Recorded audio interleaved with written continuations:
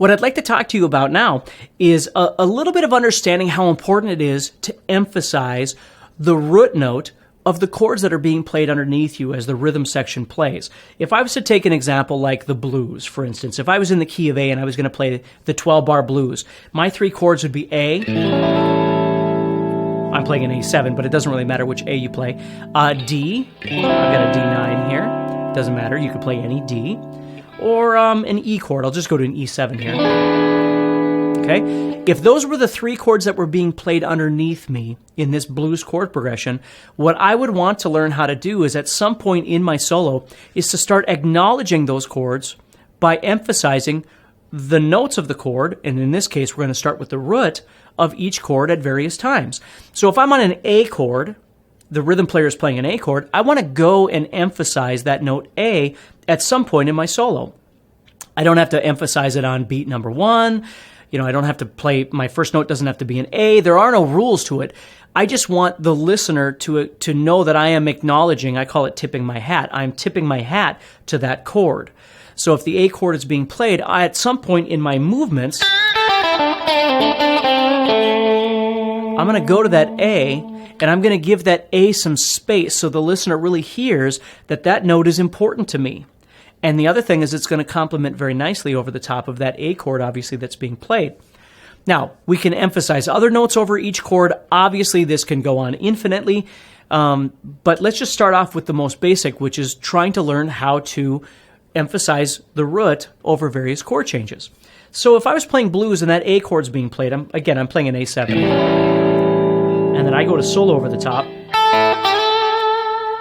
Right there, that note right there is A. And again, that note is A. I don't have to feel obligated to play the note a certain amount of times or a certain amount of space in between. It doesn't make any difference. What I want you to be aware of is that when you do that, though, it feels like home plate. Okay, it feels like you're back home. If you just noodle the entire time,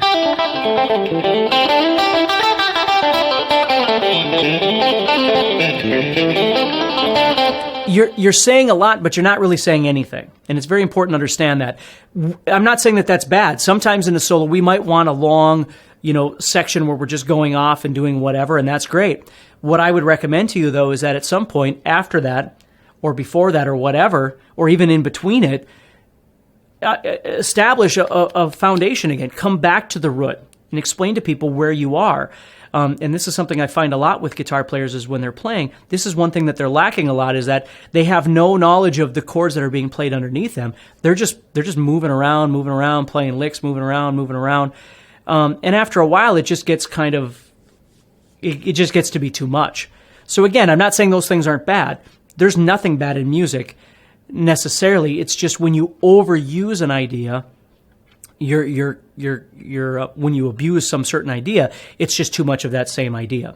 And if we think about the core elements of what makes music, it's rhythm and pitch. Those are the two elements that we need in music. We need rhythm and we need pitch. Well, if I played this chord and I was going to have you sing over the top of it, you can't just sing a bunch of pitches and sing, have no continuity to it.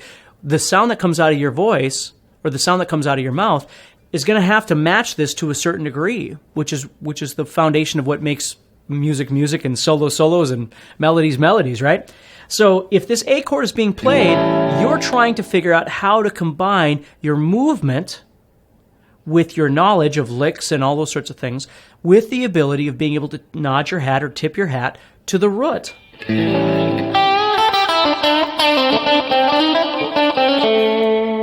Here comes that D chord, right? So the D chord's coming up. So now I want to get to a D. I might go to it late. I might go to it early, right? So the point is let me play a little bit here, and then you can kind of watch, and then you can try this yourself, right? So I've got A. A is being played. Here comes that D. And then boom, I go to a D. Coming back to the A.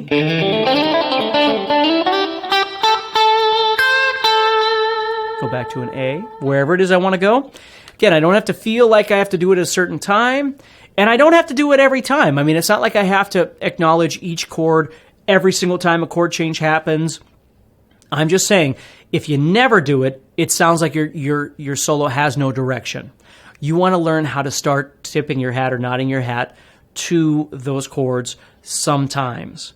And sometimes what's really nice is if you actually start off by tipping your hat a lot, then like if I was playing 12-bar blues here, as the 12-bar blues continues, that gives me more freedom in the middle to just kind of go crazy and forget about the melody for a while, forget about those notes for a while, and just kind of do a bunch of crazy stuff, and then come back out to it again. So it's kind of building and then coming back down. So you see, there's so many different ways that you could approach this, but I just want you to be aware of the fact of being able to utilize those notes. Emphasize roots of each chord, and regardless of what style of music you're playing. I mean, if it's a G chord, emphasize a G. If it's a D chord, emphasize a D. You don't have to do it at a certain time. You don't have to do it a certain amount. You don't have to do it all the time, but just start learning how to do it to a certain degree. When you're learning songs by other artists, you're also going to start encountering that those guys do it too, right? Those players, whoever it is, from from Joe Bonamassa to Bonnie Raitt, every one of them will nod their hat or tip their hat to the chords at some point. Now, again, once you get used to the roots, then you can start expanding off and you can start emphasizing thirds and fifths and sevenths and ninths and all kinds of different things.